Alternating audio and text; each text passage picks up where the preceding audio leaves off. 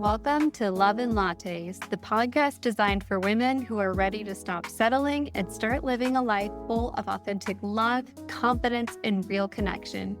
I'm your host, Victoria, the self-love scientist, speaker, and coach, and I'm here to help you reclaim your power, deepen your relationships, and fall unapologetically in love with yourself. So grab your tea, your latte, or your favorite beverage, and let's get started. What if the very thing that brought you into your relationship in the beginning is not enough to sustain it long term? How do you know if your relationship is meant for a rebuilding phase or maybe it's looking like another way out? And what does a truly successful relationship actually look like once this quote honeymoon phase is over and real life starts to set in? Well, my loves, in today's episode of Love and Lattes, I am here with Katie Rössler, a relationship therapist with over 20 years of experience helping individuals and couples move through deep and personal transformation.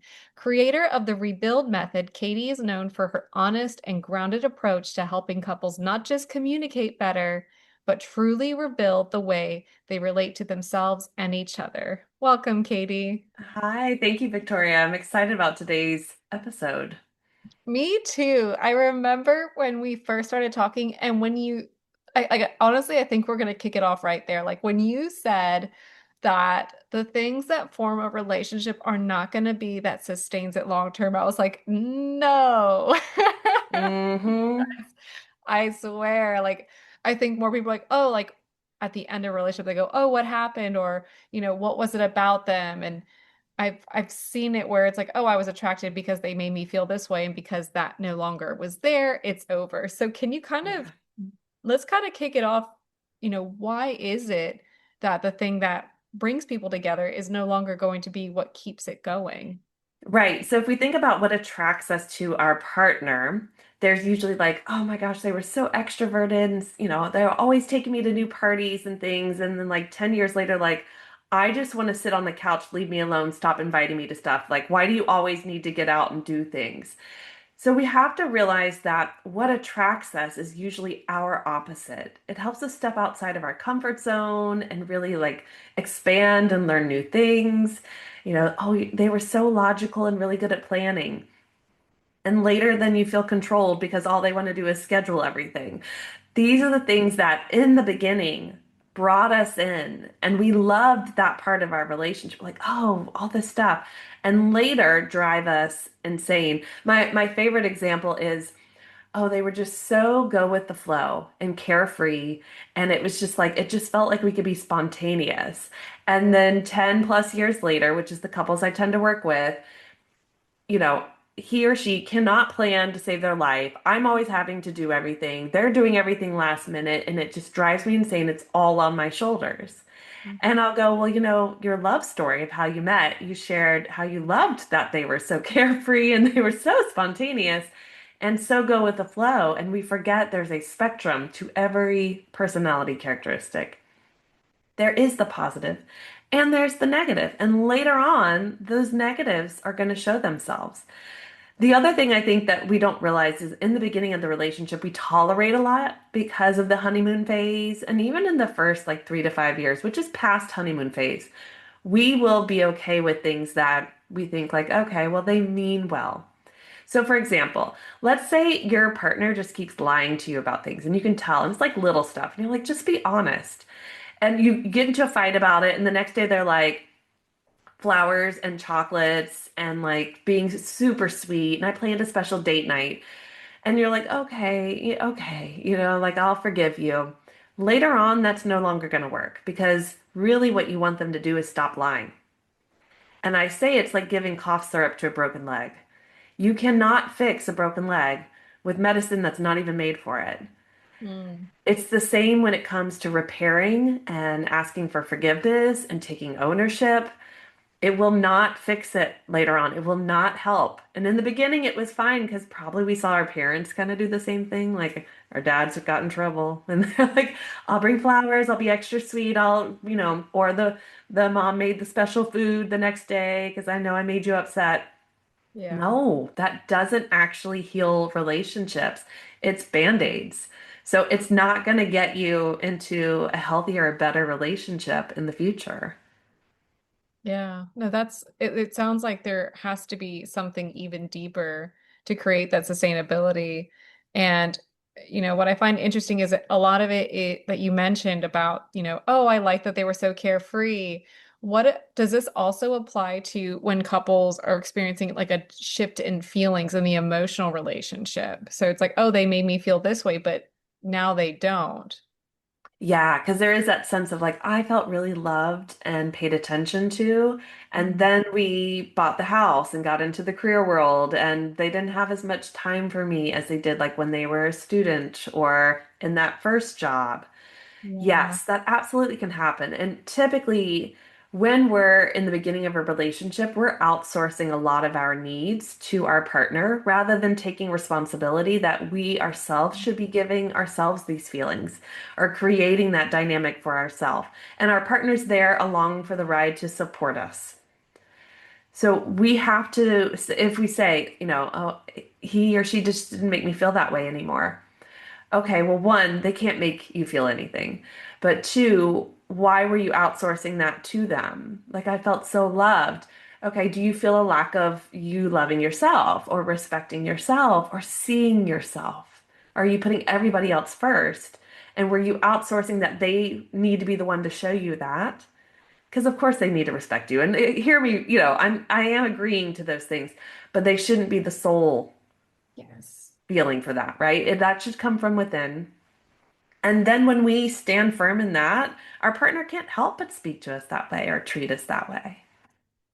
100%. No, I love that. And you're right. I like to look at when I think about relationships, it's there's you, there's me, there's us, but I need to make sure that like this cup is filled. And sometimes I may lean on you as you lean on me, but there is this flow, there's this balance. But I love that you mentioned, you can't direct and put this responsibility in their hands like, well, you're the source of my happiness and you're the source of like you're supposed to make me feel safe. It's like I gotta create that too. Yes.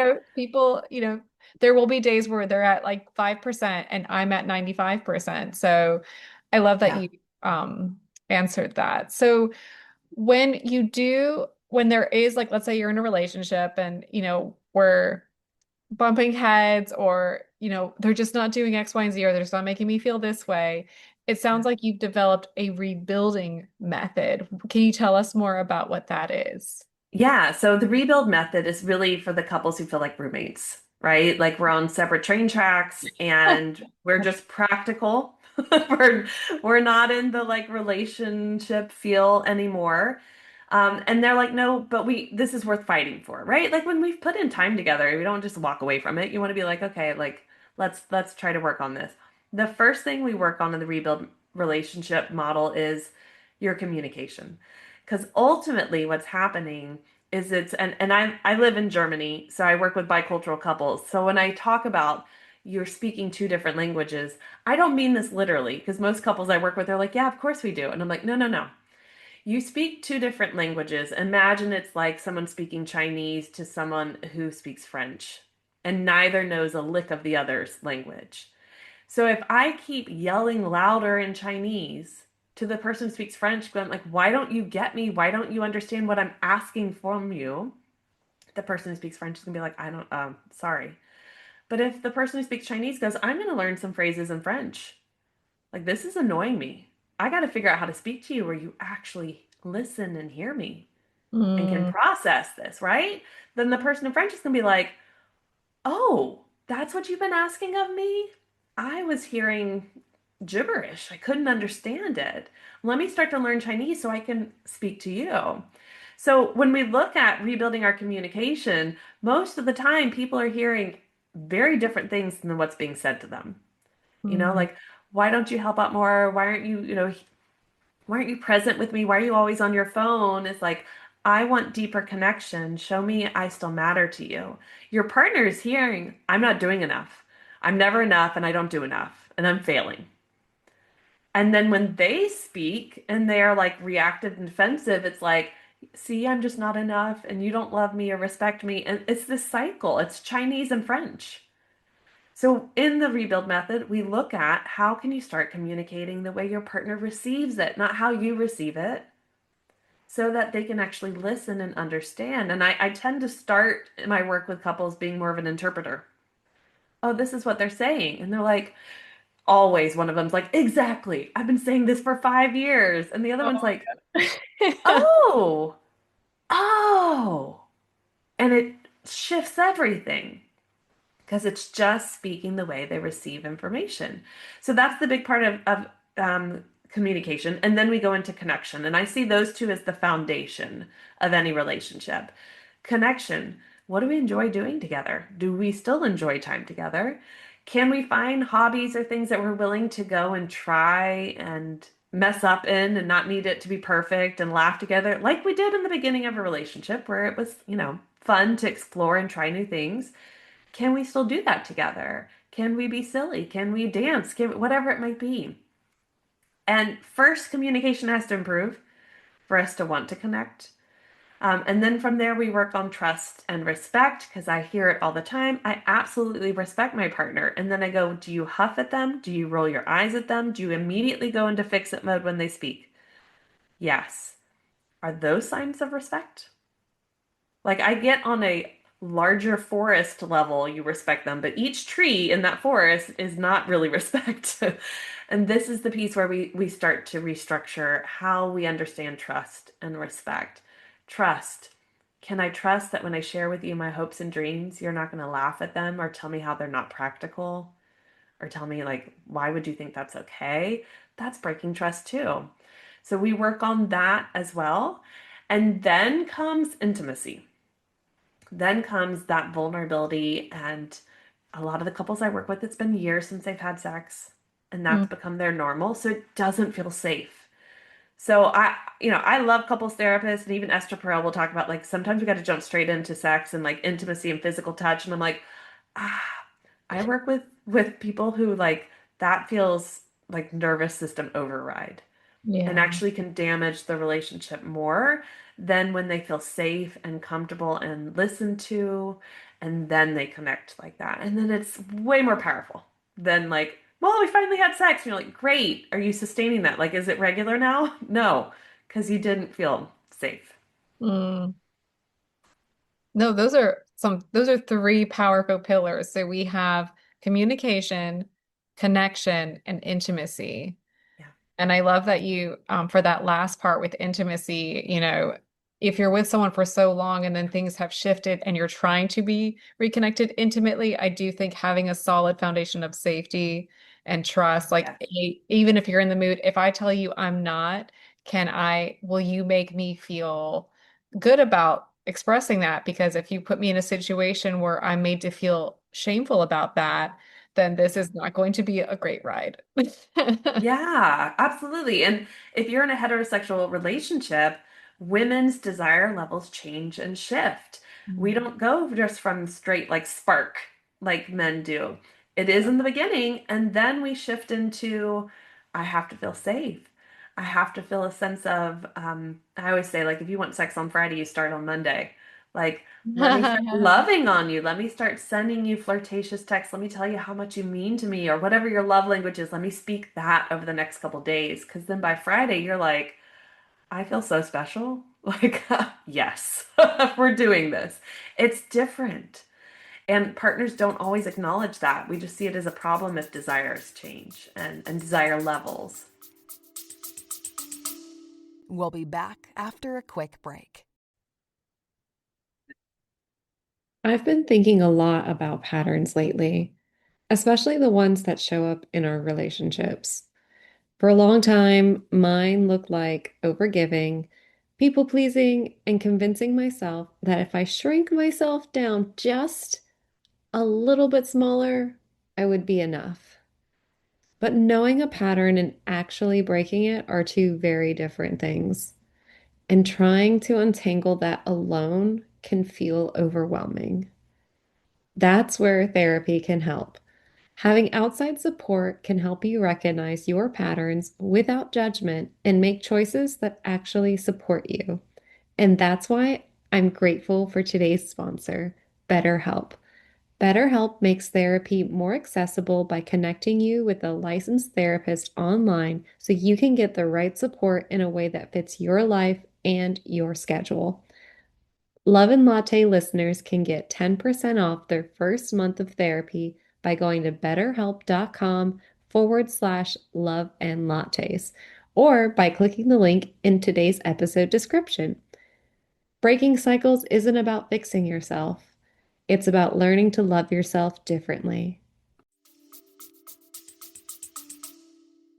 I do think I want to circle back to the first pillar, the communication part, because now that you've mentioned it, when you say we're speaking two different languages, that reminds me of, let's say my language, let's say my love language is quality time and yours is words of affirmation. So if I'm going and I'm complimenting you and I'm making you feel secure and confident, but then you reciprocate and you're telling me I'm beautiful, which, is Right. appreciated. Yeah. But then is this like what you're saying, like we're speaking two different languages because if Yeah. I'm not receiving my, love language, then it's harder for me to connect with you. Yes, absolutely. This works for love languages. This works for extrovert versus introvert, thinker versus feeler. All Mm, of, if we look at Myers-Briggs, all of these, they're all different ways of processing and communicating. So with love languages, yes, if I'm doing words of affirmation to you, you're like, cool, that's nice. Can you plan a date night? Like, can you make something special for us? And I'm like, but I'm showing you my love. I worked I with a couple where the husband was like, but you know my love language. So as I'm doing this, I'm meaning to show you love. And I was like, that's really not how that works. mm. Yeah. No, I've heard it before. I heard this story on another guest where this couple was experiencing a disconnect in their relationship because this person was gifting and showering his partner with gifts. And she was like, that's nice and all, but what I really need is for you to like help at home. And I was Like, like, oh please. my God. Like all this money for a long period of time. Um, Yeah. and so you made this method for couples who have become or are entering, or even it could be like an anxiety feeling of like, oh my God, we're becoming roommates. Yeah. Um, so what is the opposite? What does it look like to be in a quote, successful relationship? How is there a way we can avoid that? What does that look like? Yeah. I like what you talked about earlier about like there's three identities in the relationship, right? Like yours, mine, and the relationship. Yes. It is tending to and growing in all three. So Mm, my own personal growth, right? My own self-exploration. Who am I? Why do I respond the way I do to things that bother me? Why do I recluse or react? All of these things, right? And my partner's responsibility, not my responsibility to tugboat him along, but his responsibility to go, I need to figure out myself too. I need to better understand, why I might feel like I'm not doing enough when she speaks to me. What is that about my own fear of failure? That's his work. And then we have the relationship, and that's doing something like the rebuild method, where it's like, okay, how do we work on our communication together? How do we work on our connection? How do we build that intimacy where it feels safe again? Because we both miss each other, but we don't trust each other. mm, If we work on those three things at the same time, then you start to see growth happen really fast. So, what does a healthy relationship look like? It has these moments of like everything is wonderful and yay, and it feels great. And then something happens, bad day, stress, annoyed at work, come home and let it all out. And then you repair pretty fast afterwards. I'm not talking days, I'm talking maybe like an hour, maybe mm, less of like, gosh, I am so sorry I said that thing. I take full ownership. That's my bad day that I just put out on you. mm. And it's both of you growing in your emotional intelligence. And we have to remember, and this is the one thing when I have a woman come into my office and be like, I just want him to build his emotional intelligence. I absolutely can help anyone build that skill. But that means they're going to hold you accountable to how you're acting and how you're speaking. Hey, how you just said that to me. Well, I don't like that he's calling me out. But that's emotional intelligence. Emotional intelligence is that's yours, not mine. Do not make it mine. I Mm, love you. I'm a hold a boundary, right? Like emotional intelligence isn't just I can speak my feelings. It's I know how to hold boundaries and I know what's yours and I know what's mine. And we don't always like when our partner starts to build their emotional intelligence because it makes us be accountable for our stuff. So yes. that is a healthy couple is able to go, this is uncomfortable. It feels like sandpaper on my skin, but I see it's helping me grow. Mm, And I understand that emotional intelligence, when my partner really stands clear in their intelligence and mine, me as well, that it won't always be comfortable, but it doesn't mean it's wrong. that's beautiful. I love that. I think that's important. I think the way we communicate, especially having these hard conversations, the way you say it's like when I express this, this is meant to help us, and Right. I have heard that, couples when they get into it, it's like suddenly it's so easy to be like, you're saying this about me, I'm going to get defensive. But what you're really asking for me to do is to become aware of what might be becoming harmful in the relationship. So you're asking me to recognize the effects of how I could be better. And, and you can answer this if you'd like.